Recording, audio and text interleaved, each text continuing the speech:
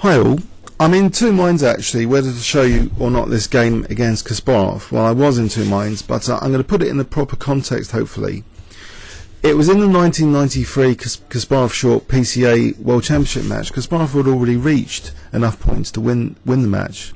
He reached 12.5 points in the 20th game. I'd actually been to the games live, I think I had actually. The first game, Short lost on time, and it was a bit tragic because he actually had a very good position. Both players thought he was winning, but anyway, because Kasparov had reached 12.5 points, they played these 20-minute rapid games with thematic openings, and Kasparov's moves here as black were forced upon him. So this isn't a real official FIDE game. Kasparov in a longer game I think has beaten Morozovic in some other tournament in the Kings Gambit, and he accepted and played I believe d6 and quick g5, but as I said in this series we'll be looking at how world champions lost, and I just want to emphasize though the game context. So it does look a bit funny, some of Kasparov's moves. So he took the gambit and we have this bishop c4 line, so not the knight f3. So it's again inviting this check, king moving here, and now instead of d5 which we saw in yesterday's game, actually b5 was forced on Kasparov to play as his start position for this 20-minute game, and he was probably kind of annoyed about this, I get the impression, from some of the comments made at ChessGames.com regarding this game. So anyway, knight f6, Short attacked, gained the tempo on black's queen, and now played knight c3 protecting his e-pawn. So Kasparov played g5, and now after d4 Kasparov played bishop b7, and Short carries out that sort of thematic undermining idea.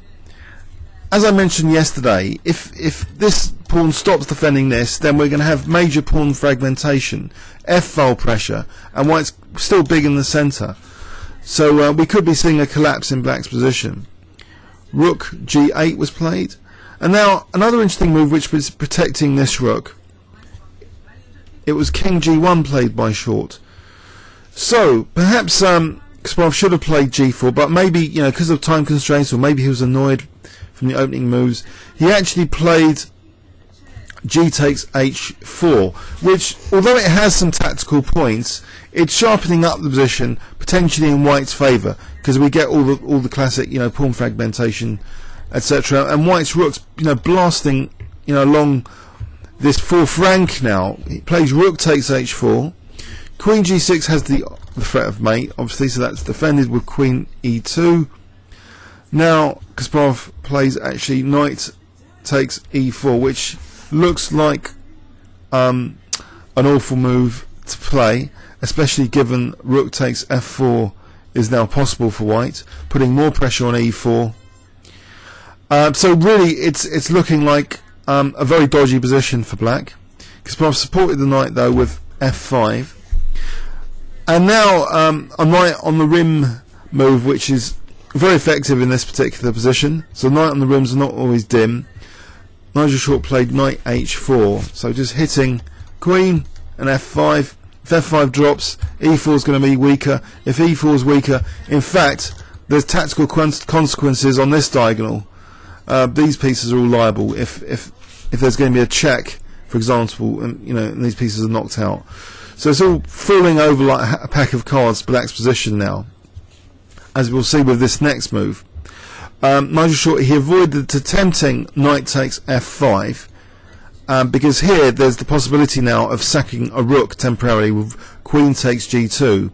You see in this line, although white's going to be better because of this discovered attack on the king, and black will get that b5 bishop, it's not as good as the game continuation, which is, you know, not to play knight takes f5, but instead, you know, make this e4 square reverberate on all the tactical implications, like this weakened diagonal. So knight takes e4, and I believe here actually Kasparov resigned.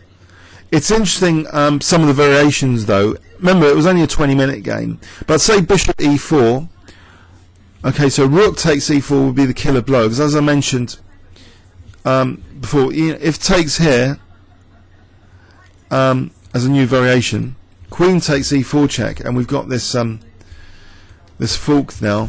And remember, h4 is also that h4 knight is also protecting g2. So in fact, white does have the luxury here of playing queen takes a8, but there's even a more incisive sort of engine-like move first, which maybe short would have played anyway. It's just knight f5 first to kick the queen. And the other point is it stops the black king coming out to e7. So now, if say queen g4, queen takes a8, here c6 is not as good now because of queen takes b8, and that's mate because the knight's covering e7. So that's why knight f5 would be a clinical sort of continuation here, instead of the immediate queen takes a8. See, queen takes a8, there might be c6. It's a 20-minute game. White's still winning anyway. Maybe he has to defend though against queen e1 check here. He's always got bishop f1 though, so that's no big deal either. But here's a line I prepared earlier: bishop d2, bishop a5 check, check here. So this bishop a5 kicking that king. The black king's getting really kicked now. Rook e4, and it's going to be all over soon.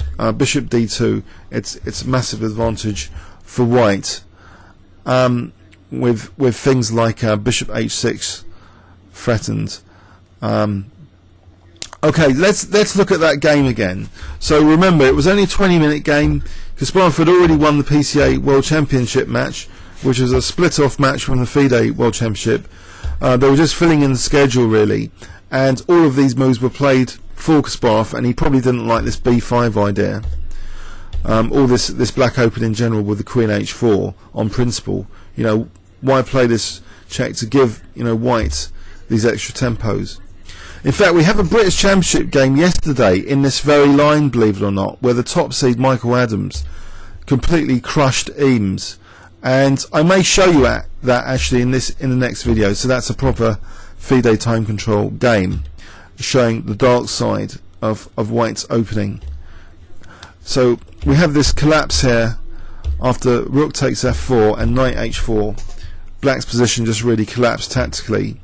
So there's this kind of cheapo set, I don't know if you could call it that, tempting knight f5 to play queen g2, but it was sidestepped with knight e4, and Kasparov just resigned. Okay, comments or questions on this game, and I'll proceed to the Adams game yesterday from the British Championship. Thanks very much.